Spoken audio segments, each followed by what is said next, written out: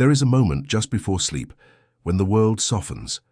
The noise of the day fades into the background and the body, that silent guardian of life, whispers for rest. Yet few know that this is also the moment when the body listens most deeply, when it opens itself to repair, to remember, to heal. And it all begins, as ancient healers once said, with one spoon. They called it the spoon of life, a small ritual passed quietly from healer to healer, from mother to child, hidden in monasteries, whispered through generations, not a medicine, not a potion, but a sacred preparation that reminded the body of its own intelligence. They believed that before sleep, the body's gates between matter and energy open wide, allowing what enters then to shape the night's repair. The ancients said, "Give the body the right message before the dream, and it will heal itself." For centuries, those who practiced this ritual lived by that rhythm, not by clocks, but by the pulse of nature. They knew that the night is not the end of the day, but the beginning of rebirth. And in that mysterious boundary between waking and sleep, they found what modern science is only beginning to rediscover, that the body possesses a divine memory, capable of restoring every cell if only reminded how. This spoon was not always the same. In Egypt it held honey infused with sacred herbs. In Japan it was a fermented paste mixed with salt water and prayer. Among the desert mystics, it was oil blessed under moonlight. But the essence was one, a union between nature's essence and the human soul, taken before the descent into silence. It was never about the ingredient itself, but about the harmony between substance, intention, and timing. Imagine an old monk hundreds of years ago standing before a candle in a quiet stone room. The walls hum faintly with the echo of chants long forgotten. He raises a spoon, touches it to his lips, and closes his eyes. To an outsider, it might seem like superstition, but to him, it is communication. Between the seen and unseen, between the physical and the eternal. He is reminding his body of light. Today we rush to find healing in pills, machines, and formulas. We treat symptoms as if they were strangers to us. But those who understood the language of the body knew something far deeper, that healing begins when the mind bows to the intelligence that created it. The spoon was a symbol of surrender, of giving control back to the design that made life possible. And perhaps that is why it worked. Every night the body performs miracles we seldom notice. Millions of cells renew. The heart recalibrates. The brain cleanses itself of toxins. The immune system rebuilds its strength. And yet, when the mind is restless, filled with fear, anger, or exhaustion, these processes slow down. The ancient ritual of one spoon before bed was not only about nutrients, it was about preparing the soul for peace, because peace itself is the highest medicine. In the ancient texts of Persia, they described the night as a bridge between worlds. The moment before sleep, they wrote, is when the soul tastes freedom. And so they believed that anything consumed then, whether a word, a thought, or a drop of honey, entered directly into the soul's field. They called it the imprinting of the dream. To them, one spoon before bed was not a recipe, but a code, an instruction to the body to remember harmony. Centuries later, modern research would uncover what mystics already knew, that the body's repair systems peak during deep sleep, that intention affects molecular behavior, that emotion can alter the immune system.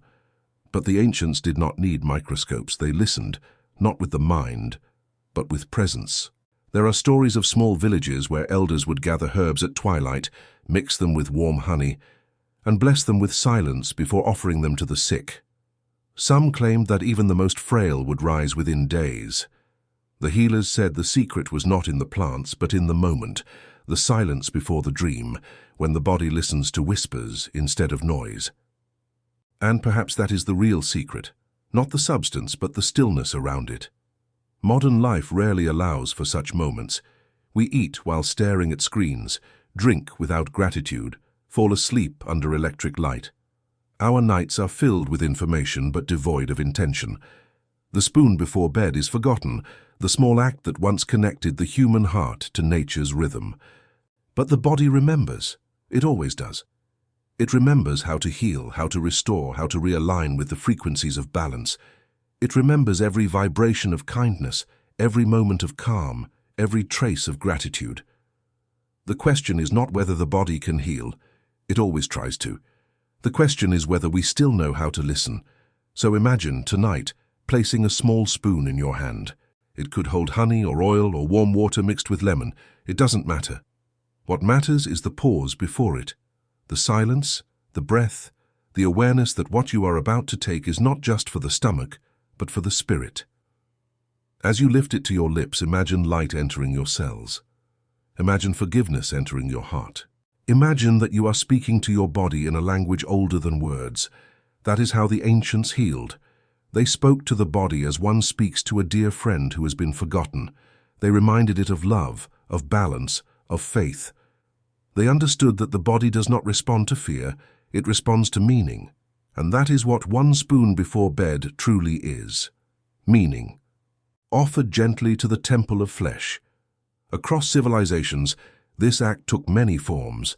The Greeks mixed olive oil and sea salt, believing it carried the memory of the ocean, the element of renewal. The Chinese used a drop of fermented plum, symbolizing transformation.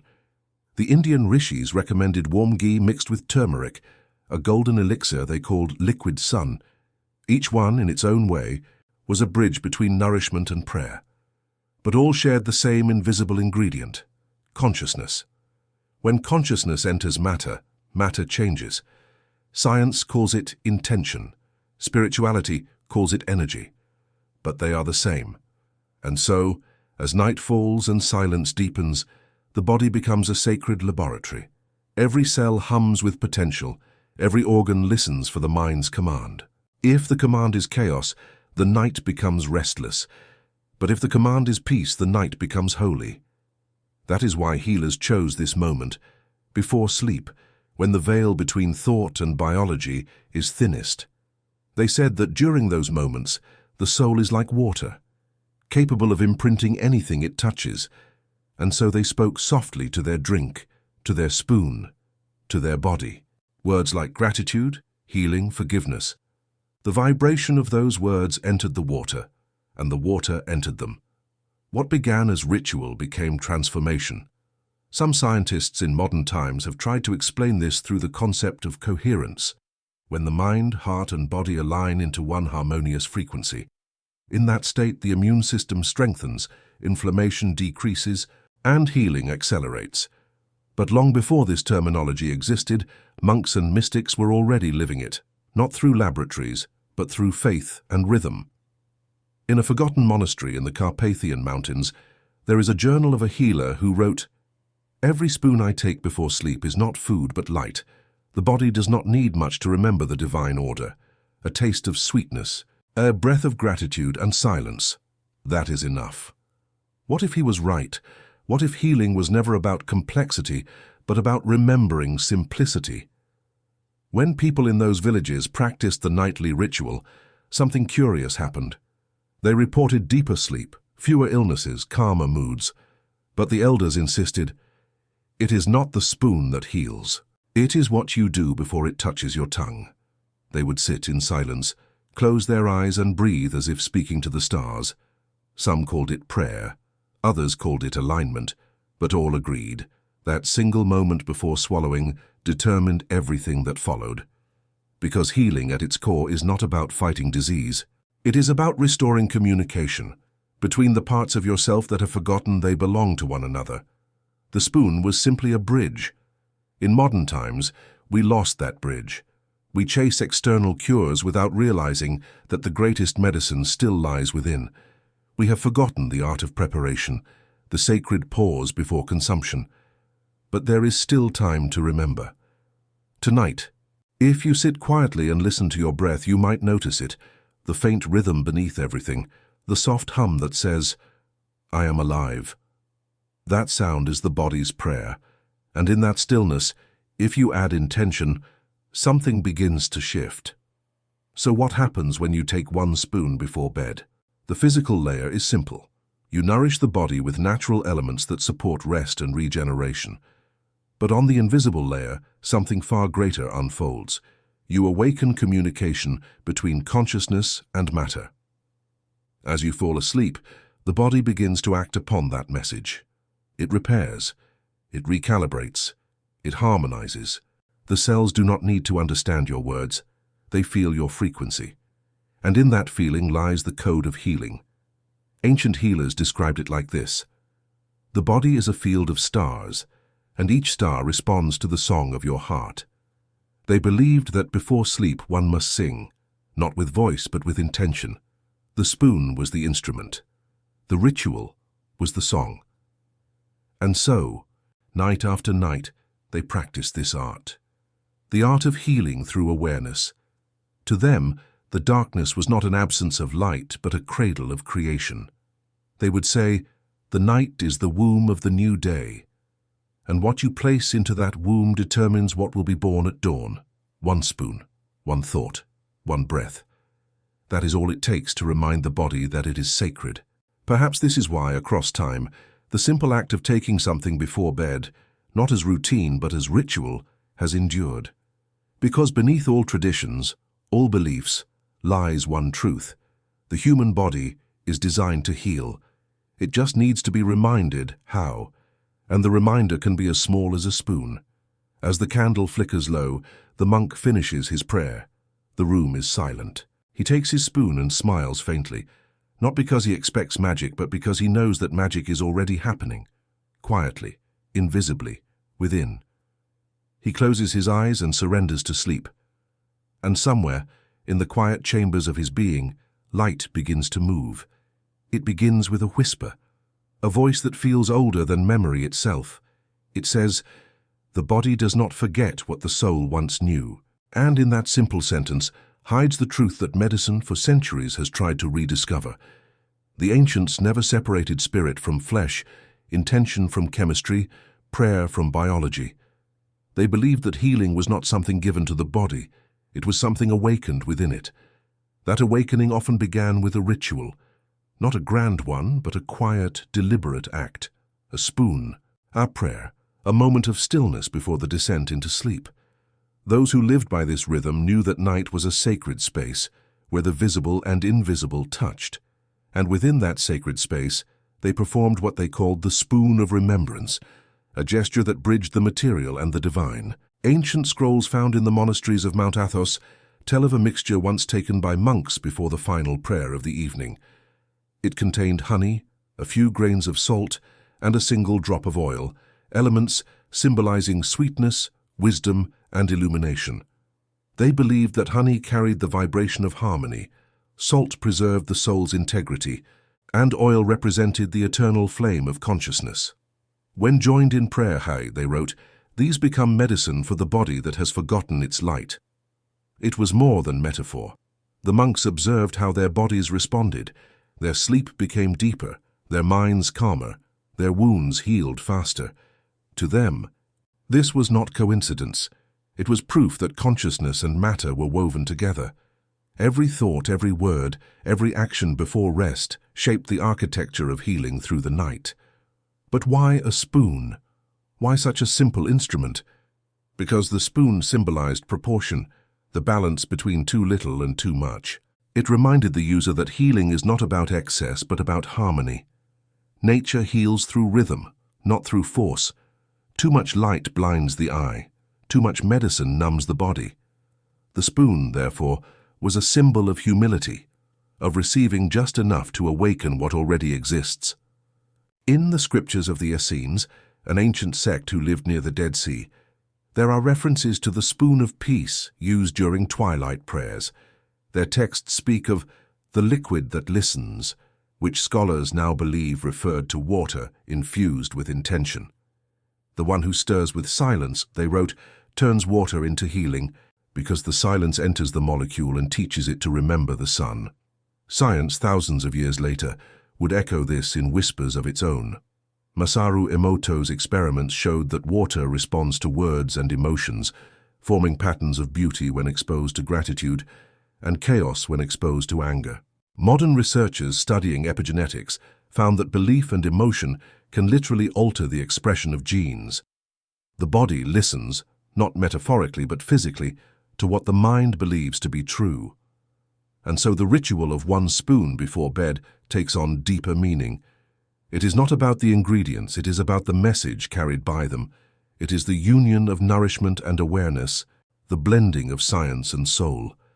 Let us travel back for a moment to the time when knowledge was not fragmented. Picture a healer in ancient Alexandria, surrounded by scrolls of philosophy, medicine, and alchemy. To him, the universe was not divided into physical and spiritual. It was one great body, breathing through every atom.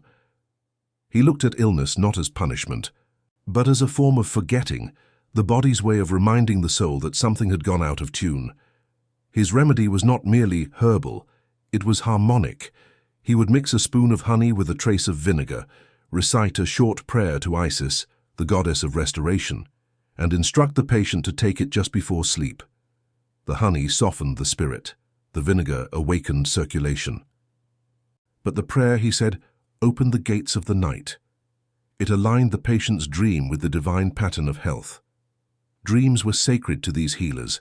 They believed that the soul, during sleep, returned to its source to be cleansed and reprogrammed. One's last thought, last taste, last breath before surrender determined the quality of that journey. The spoon before bed, therefore, was not for the body alone. It was an offering to the soul. In the Himalayas, monks practiced a similar ritual known as nectar shanti. The spoon of serenity. They combined warm milk with turmeric and honey, chanting softly as the liquid steamed in golden light. They said it carried the essence of the sun into the night. The body is darkness seeking light, one sutra explains, and when the light of the sun enters through sweetness, even the bones remember joy. Modern neuroscience might call this the activation of serotonin and melatonin, but to the monks, it was simpler, the chemistry of gratitude. Every healing tradition across time points to this same pattern, the blending of substance, timing, and intention. Ayurveda, the Vedas, the Dead Sea Scrolls, the Taoist canons, all speak of the moment before rest as sacred. The body's chemistry changes, yes, but something more subtle happens. The energetic blueprint resets. In the Gospel of Peace, attributed to the Essene teachings of Jesus, there is a passage that reads, "When you lie down, eat not the food of men, but the food of angels. For one spoon of light before sleep restores the temple that is your flesh." Some interpret this as metaphor, others believe it describes an early form of energy nutrition, the understanding that light, emotion, and sound carry information that affects physical repair. Those who practiced this teaching described profound transformation. Old ailments faded, dreams became vivid and restorative, emotional wounds dissolved. It was as if the body, given permission to remember its divine design, reorganized itself overnight. The Egyptians saw this process as a return to Maat, the principle of cosmic balance. They believed every imbalance in health was a deviation from harmony, and that restoration required not punishment but realignment. The spoon was symbolic of this equilibrium. Before bed, priests of Ra would place a drop of oil mixed with honey on their tongues and say, "May the order of the heavens reflect in my blood." And so it did. Across oceans in the Mayan jungles, shamans used cacao in the same way, a spoon of dark paste, consumed under moonlight to open the heart. They called it the food that teaches truth. The ceremony was simple but powerful. They would bless the spoon with breath, recognizing that breath itself is the spirit entering matter. The cacao opened the pathways of love within the body, preparing the dreamer to meet their ancestors in sleep. The similarity between all these rituals cannot be coincidence. Civilizations separated by oceans shared the same intuition, that the last act before sleep determines the body's direction, toward decay or toward renewal. And perhaps the greatest revelation of all is this: the body heals not when it is controlled, but when it is trusted. Every ancient practice, every sacred spoon, every whispered blessing was rooted in this trust. The healers were not commanding the body to obey, they were reminding it to remember. The body does not resist healing, it simply mirrors the vibration it receives. When the vibration is gratitude, it heals. When it is fear, it contracts. The ancients knew this without words. Their rituals were poetry written in action. The spoon was a metaphor for surrender, the gentle act of receiving rather than demanding. And as the body received, the soul rejoiced, for it was being heard again. Even today, if you look closely, you can see fragments of this wisdom surviving in our habits. A grandmother's warm milk, a parent's whispered prayer over a child, a herbal tea before bed. These are echoes of an older language, spoken by those who still remember. But imagine what would happen if we brought back the full ritual with awareness, intention, and reverence. Imagine you stand in your kitchen at night. The lights are dim, the world outside is quiet. You take a spoon and fill it with something simple: honey, lemon water, warm oil. You pause, you breathe. You place your hand over your heart and whisper, "Thank you for today." Heal what needs healing. Restore what is ready to be whole. In that moment, the room changes. Time slows. The act becomes sacred. You are no longer performing a routine. You are participating in the same ceremony that monks, healers, and mystics have performed for millennia. You have become part of the lineage of remembrance. And something subtle happens. The taste, though simple, feels alive. The sweetness lingers, carrying with it not just flavor but frequency. The body, sensing safety, begins to release its grip. Muscles soften. The breath deepens. A warmth spreads from the center outward. It is not imagination. It is resonance. The message has been received. This is what the ancients meant by the spoon that speaks. They believed every element of the ritual corresponded to a part of the cosmos. The spoon was the moon, reflecting light. The liquid was the river of life. The act of swallowing symbolized trust, allowing the universe to enter. And the silence afterward was the space in which transformation occurred. When a healer prepared the spoon for someone ill, they did it in silence. Not because words were forbidden, but because silence carries power. They knew that too many words could scatter the energy. So they would mix the ingredients slowly, breathing gratitude into every motion. Sometimes they would hum, a tone so low it felt more like vibration than sound. It was said that the vibration itself changed the liquid's structure. Today, we call that vibration frequency healing. But it is nothing new. It is the echo of the same truth. That intention shapes matter. When the patient took the spoon and closed their eyes, the healer would whisper, "Remember who you are." And that was enough. The body remembered. This is the revelation that echoes through time, that healing is remembrance, that what we call illness is the body's way of asking us to return to harmony, and that every night before sleep we are given a chance to do so, one spoon at a time. The spoon before bed was never meant to replace medicine. It was meant to remind us that medicine without consciousness is incomplete. The ancients did not reject the physical. They elevated it. They made eating a prayer, sleeping a ceremony, healing a song. And maybe that is what modern humanity has forgotten, that the sacred is not hidden in temples, but in the small acts we repeat every day. So tonight, when you lift a spoon to your lips, remember the hands of those who did the same thousands of years ago. Remember the monks in their stone cells, the healers in candlelight, the mothers humming lullabies. You are not alone. You are continuing their conversation with the universe, and if you listen closely as you swallow, you might hear it, the same whisper that began this journey. The body does not forget what the soul once knew, because it never has. It only waits to be reminded. Something changes the moment the spoon touches the tongue. It is not the sweetness alone, nor the texture of honey, oil, or milk. It is the way the body pauses, just for a breath, as if listening. Within that pause lies the alchemy that the ancients trusted more than any medicine. The transformation begins not in the stomach, but in the spirit, and from there it ripples outward through every organ, every cell, every thread of light that makes up the human form. They called it the inner dawn. The monks who practiced this nightly ritual said that even in the darkest hour, light still moves inside the body, weaving invisible threads between heart and brain, between memory and matter. The spoon before bed was not simply nourishment, it was the key that turned this inner light on. It reminded the body of its rhythm, the same rhythm that once pulsed in harmony with the earth, the moon, and the stars. As the liquid slides down the throat, a subtle vibration begins. It's soft, imperceptible, like the hum of wind through leaves. The ancients described it as the song of the blood. They believed the blood was more than fluid. It was liquid memory.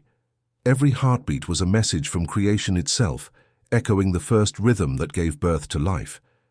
And each night, before surrendering to sleep, they sought to tune that rhythm back into harmony. In the temples of old Egypt, priests were trained to control the pulse of their own hearts. Through breath and ritual, they would slow their pulse until it matched the gentle rhythm of the Nile at night. In that stillness, they said, they could hear the body's divine instructions, a kind of music that guided them toward perfect restoration. The spoon they took before bed, honey mixed with sacred oils, was believed to carry that vibration directly into the bloodstream. "Drink this," they would whisper, "and the river within you will remember its source." The transformation was not forced, it was invited. That is the true secret. The body does not heal through command. It heals through invitation. Every night, ritual was a conversation, not an order. The monk did not say, "Heal." He said, "Remember." He did not force, he allowed. And in that allowance, nature resumed her work. The spoon, so small, became a vessel for permission. A message encoded in flavor and silence. A way of saying to the body, "You are safe now. You can begin."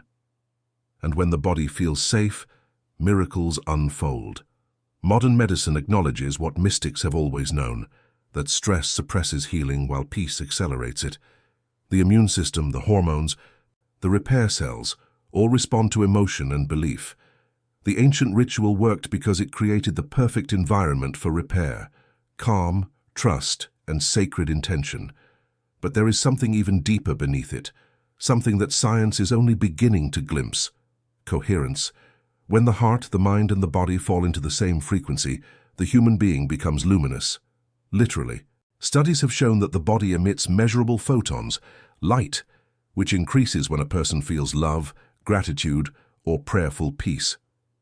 The monks described this thousands of years ago. They said that when the ritual was done correctly, the body would shine softly in the night. To them, that glow was proof that transformation had begun. This was the purpose of the spoon, not to feed the body, but to awaken the light within it. In the old Himalayan monasteries, before sleep, the monks would dim their lamps and sit facing one another in silence. Each held a small spoon filled with golden milk, honey, turmeric, ghee, and a single strand of saffron. They would raise it slowly, breathe in harmony, and drink together. Then, with eyes closed, they would imagine that same golden color spreading through their veins like sunlight through glass. The room would grow still, and sometimes, if one looked closely, the skin of each monk seemed to shimmer faintly, as if the body itself had remembered how to glow.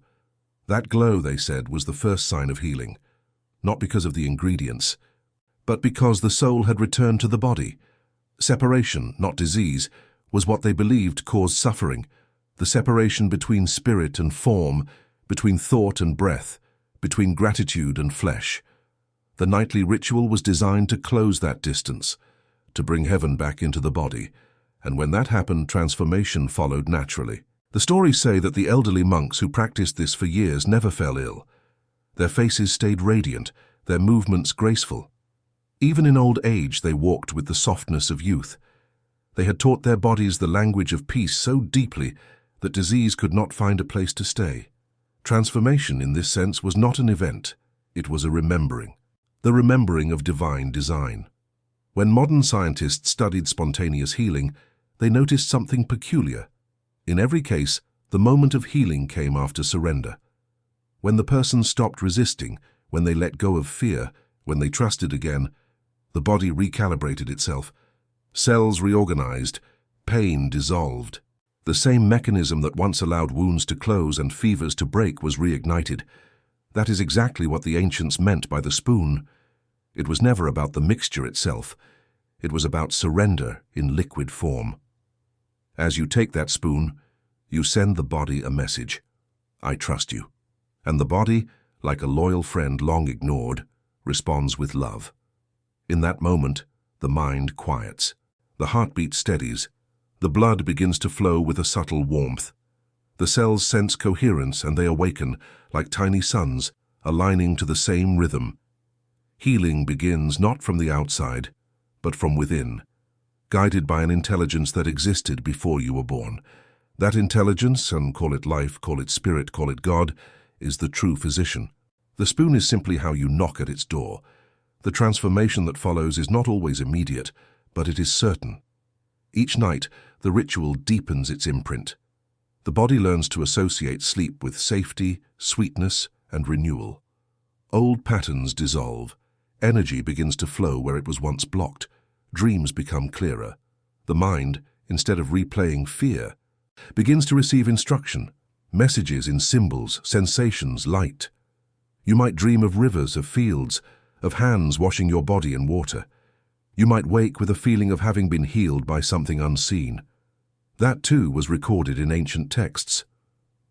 They said that the spoon carried the soul through the river of dreams, where unseen physicians completed what the conscious mind could not. In Tibetan writings, the journey between wakefulness and dream was called bardo somnum, the sacred in-between. The healers taught that this in-between was where the soul could rewrite its blueprint, but it could only enter freely if the gate was opened with intention. The spoon was that key. Transformation, therefore, was not only cellular but spiritual. Imagine this as energy flowing in spirals, not upward or downward, but inward toward the heart. Every night the ritual draws that energy closer, peeling away layers of noise, fatigue, and pain. The body becomes transparent, and the soul's light shines through it again. People describe this as calm, as warmth, as being filled with peace. But what it truly is reunion. The separation dissolves. You become whole, and wholeness is the true definition of health. One story tells of a young woman in a remote mountain village who had been sick for years. No medicine had cured her. An old healer, silent and humble, visited her one night. He said nothing of herbs or prayers. He simply gave her a small spoon of honey mixed with lemon and whispered, "Take this before sleep, but before you do, forgive." She followed his words. For the first time in years, she let go, of anger, of fear, of the pain that had become her companion. That night, she slept like a child. In the morning, she said her body felt light, as if the illness had lifted from her bones. Within days, her strength returned. She lived many years after that. When people asked the healer what miracle he had given her, he smiled and said, "Only the memory of peace." That is what transformation truly is, remembering peace. The spoon before bed, though simple, was never a tool of superstition. It was a mirror. It reflected the consciousness of the one who used it. When filled with anxiety, it was just liquid, but when filled with love, it became medicine. That is why no two spoons were ever alike. Each person, each night, created their own, a unique vibration shaped by their breath, their gratitude, their readiness to let go. In that sense, the spoon was a form of prayer, one that required no temple, no priest, no doctrine, only awareness. Even now you can feel its power if you choose. As you prepare for rest, slow your breath. Feel the weight of the day melt away. Take your spoon, whatever it holds, and bring it to your lips. Do not rush. Close your eyes. Whisper softly within, "I am safe. I am whole. I remember who I am." When you swallow, imagine light entering your body. Imagine it flowing through your chest, your veins, your heart. Imagine every cell smiling, waking, stretching. This is not fantasy. It is alignment. The same alignment that the ancients mastered, the same that nature expresses effortlessly. A flower does not struggle to bloom. A river does not fight its path. The body, too, was never meant to struggle. It only seeks harmony. Transformation is the return to that flow. Night after night, as this ritual continues, the changes deepen. You begin to feel lighter. The mind stops clinging to pain. The body moves with grace. You awaken not tired but renewed, as though the night itself had been medicine. And in truth it has, because you have remembered what the world forgot, that healing is not found in the future, but in the present moment of awareness. That every breath is an invitation, every spoon a prayer, every night a chance to begin again. This is the transformation the mystics spoke of, not a miracle given from the outside, but a sacred awakening that comes when body and soul finally speak the same language again. The spoon before bed is that language, sweet, silent, eternal. And once spoken, it cannot be forgotten. There comes a moment, often unnoticed, when the body and the spirit begin to move as one again. It does not arrive with lightning or thunder. It comes softly, like dawn through a half-open window. The transformation that began with a spoon now deepens into awakening, a remembrance not just of health, but of divine origin. The body ceases to be seen as a vessel of flesh and becomes a cathedral of light. And within that cathedral, the smallest act, one spoon before bed, becomes a prayer that opens the gates of creation itself. The ancients taught that true healing is never about recovery. It is about reunion. To awaken is to return to the truth that the healer and the healed are one. The honey and the tongue are not separate. The prayer and the cell are not separate. The human and the divine are not separate. The separation was always illusion, and awakening is the dissolving of that veil. Imagine lying in the quiet after the ritual. The room hums faintly with the echo of the day.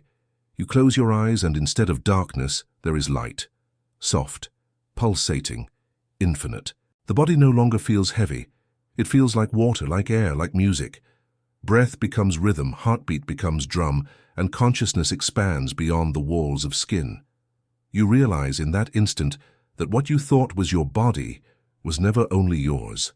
It is part of the larger body of the earth, the sky, the cosmos. The spoon before bed was never meant to end at the lips. It was meant to awaken this remembrance.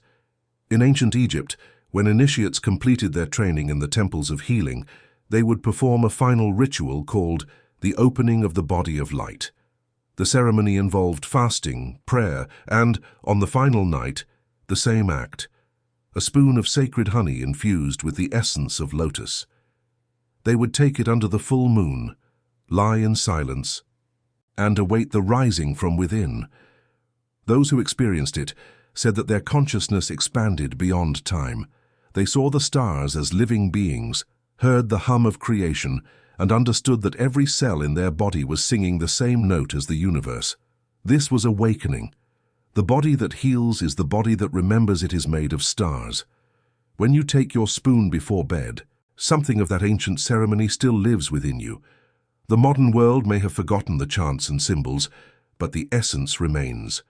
Each night, you are invited to perform a quiet initiation, the merging of the human and the eternal. Science now echoes what mystics intuited.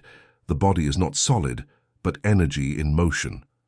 Atoms flicker in and out of visibility.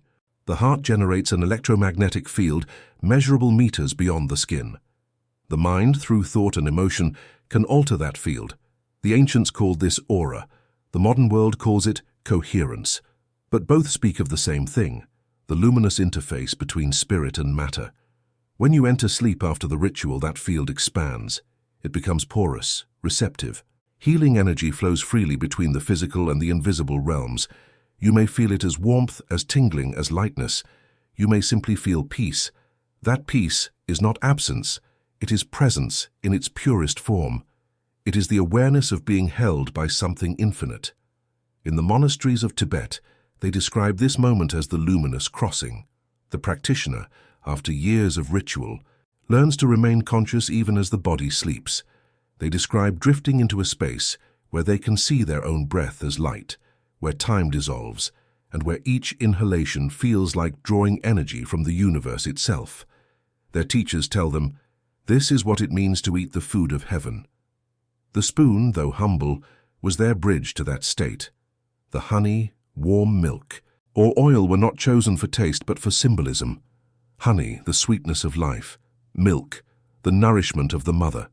Oil, the light of spirit. Together they represented the trinity of existence, matter, emotion, and consciousness.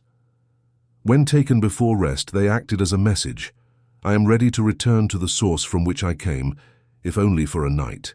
And when the soul accepts that invitation, healing becomes awakening.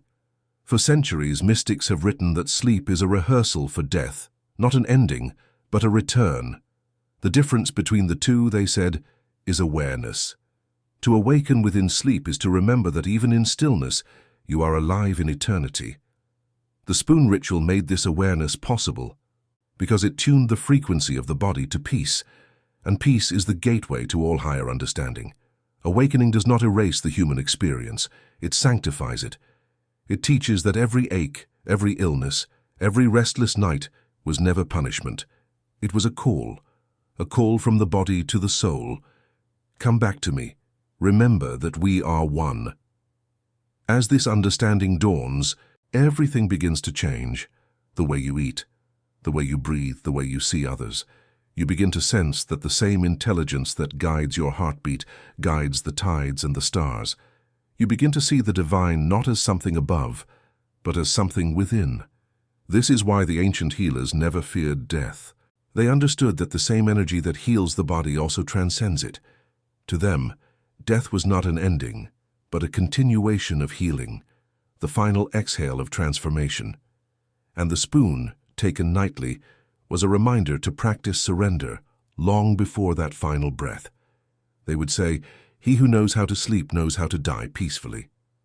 The awakening, then, is not about eternal youth or escaping the body. It is about recognizing that the body itself is sacred and eternal in its essence. When you close your eyes after the ritual, the small sweetness on your tongue becomes the taste of eternity. You feel time stretch, and suddenly the years of worry, regret, or pain dissolve like salt in water. What remains is presence, pure, luminous awareness. In this state, the mind no longer fights to heal. It watches as the body heals naturally. The breath becomes prayer. The heartbeat becomes mantra. You become both observer and observed, healer and healed. The ancients had words for this state: anastasis, satori, samadhi. Different names for the same awakening. They said that once touched by it, life itself changes shape. Food tastes brighter. The air feels sacred. People are no longer seen as strangers, but as mirrors reflecting the same divine spark. The spoon before bed, done night after night, slowly rewires perception until every act becomes part of the same ritual of remembering. In some forgotten monastery, a text describes what happens next. When the heart remembers its origin, it says, the cells become transparent. The light of the soul shines through flesh, and the body becomes prayer in motion. They called this the golden body. It was not a myth, but a metaphor for awakening made visible. Those who reached this state were said to emanate calm, even in chaos. They healed others merely by being present.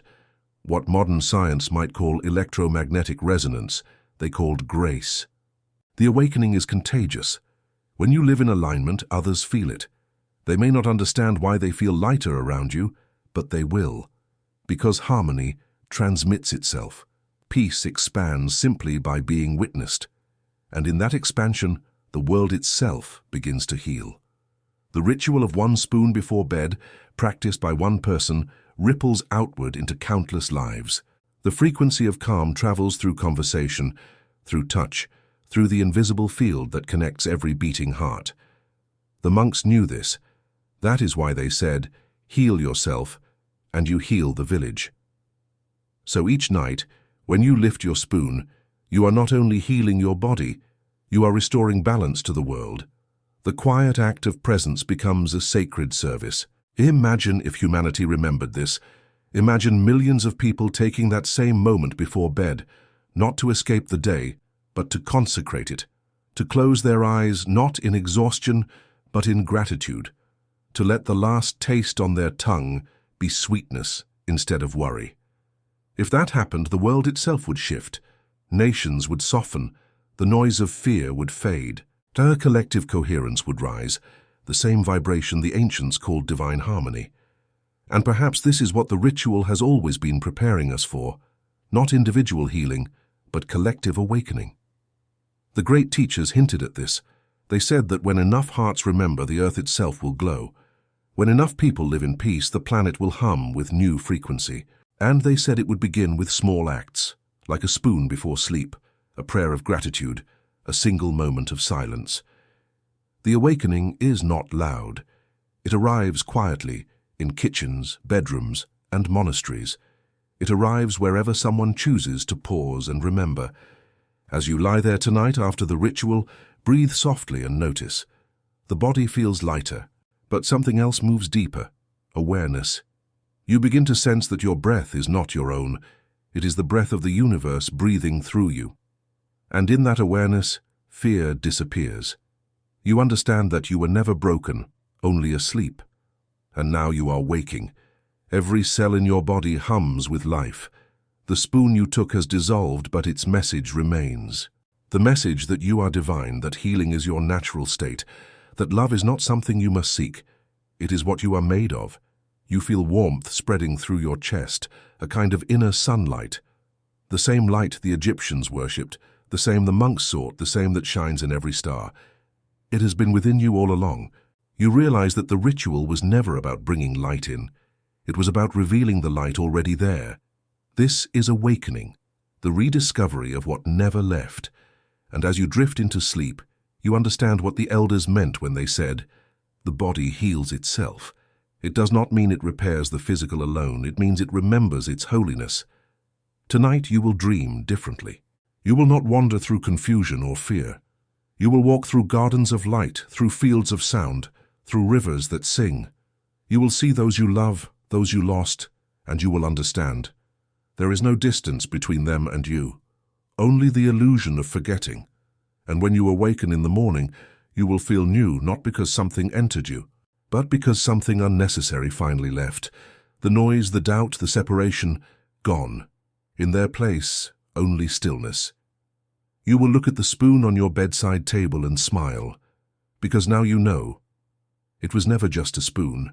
It was a key to remembrance, a key to peace, a key to awakening. The night has ended. The first rays of dawn spill softly through the window, golden and slow, brushing the edges of the room. The air feels lighter somehow, the silence deeper, and as you open your eyes, you realize that something invisible has shifted, not only in the body, but in the very rhythm of your being. The spoon lies quietly by your bedside, empty now but still radiant with the energy of what it once held. It feels like more than a ritual.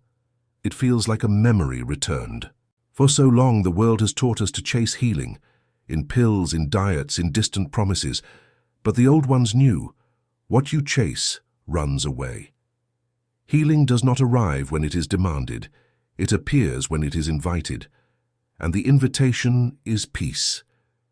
That is what one spoon before bed truly was, not a cure, not a superstition, but an act of surrender.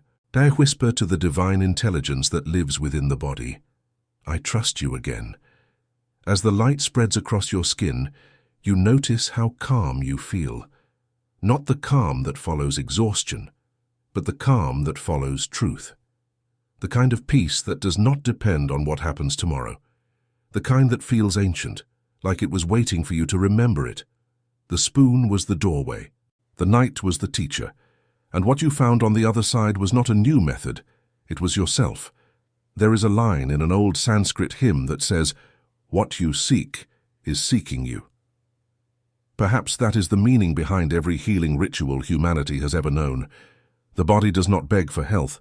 Health itself longs to return to the body. The light yearns for its reflection. The divine longs to be remembered through your breath, your heartbeat, your sleep. And when you pause long enough to receive, it comes rushing back, like the tide returning to shore. As you sit up, you can still taste the faint sweetness on your tongue.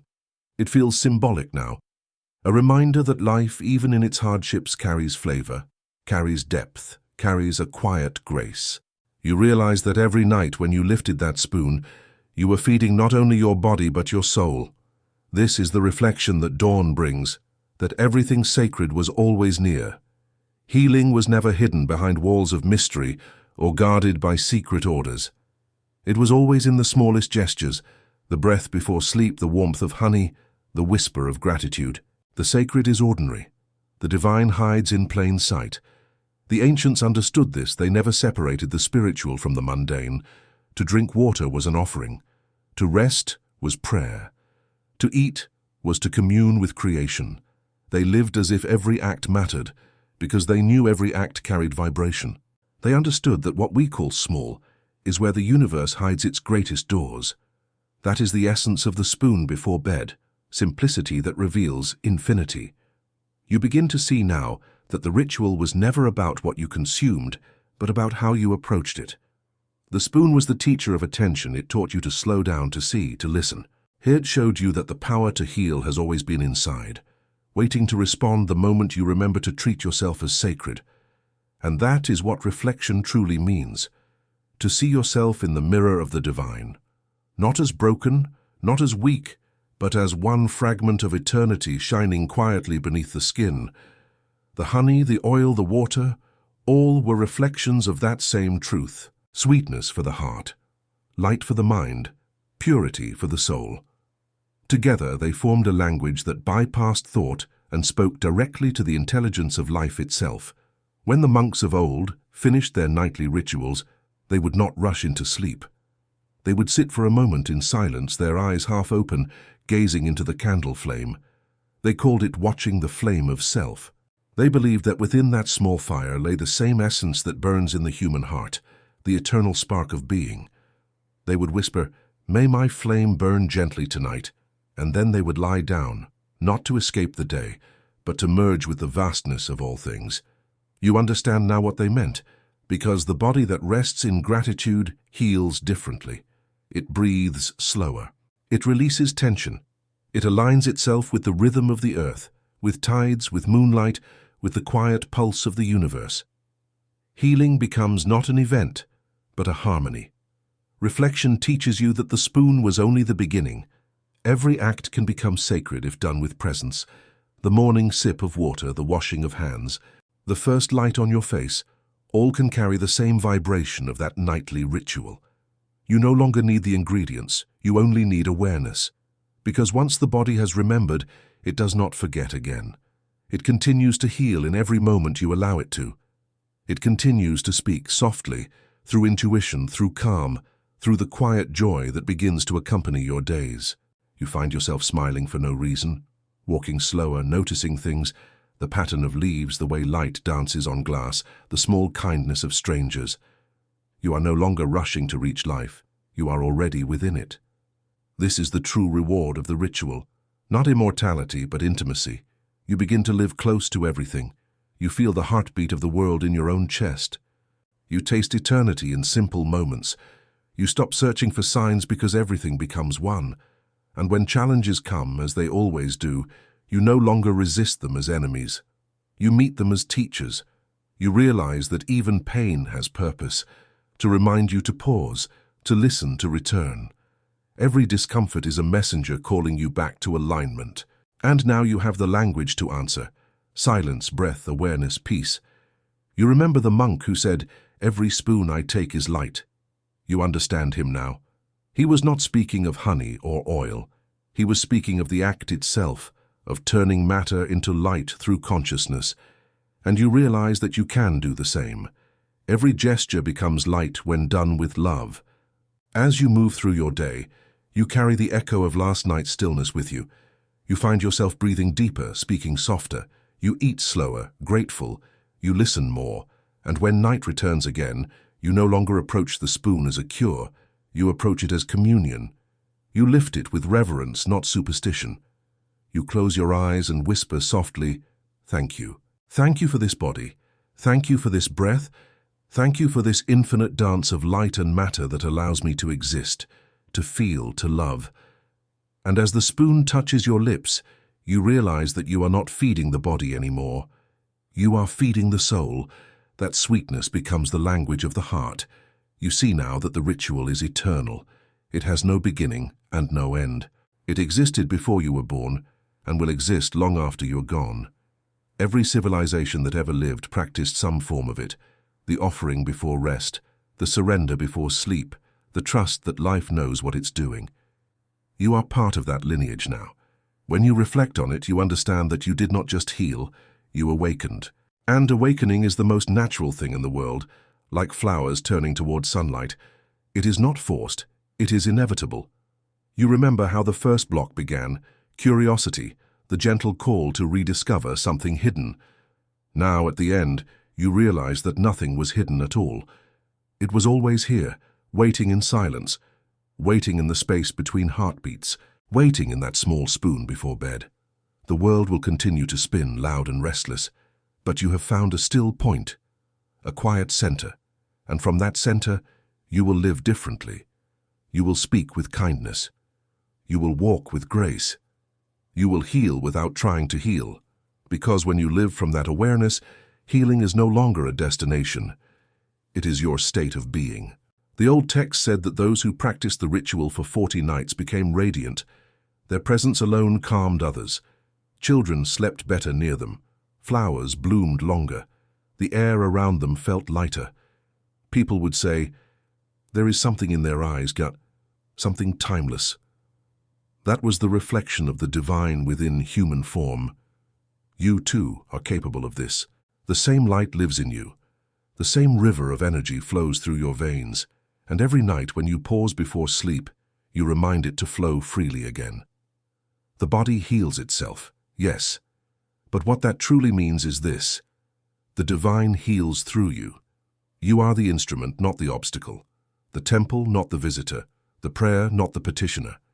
And when that truth settles, even for a moment, everything becomes holy. The spoon, the hand, the night, the breath, the all of it. You feel a soft wave of gratitude rise in your chest. It does not come from thought, it comes from being. Gratitude not for what was fixed, but for what was revealed. Gratitude for remembering that you were never separate, never lost, never incomplete. You close your eyes once more. As the day begins and you breathe, one breath for the body, one breath for the soul, one breath for the divine that lives quietly within both. And in that breath, the entire teaching condenses into one truth, simple and eternal. Healing is remembering. Remembering is awakening. Awakening is love. The spoon was only ever the beginning.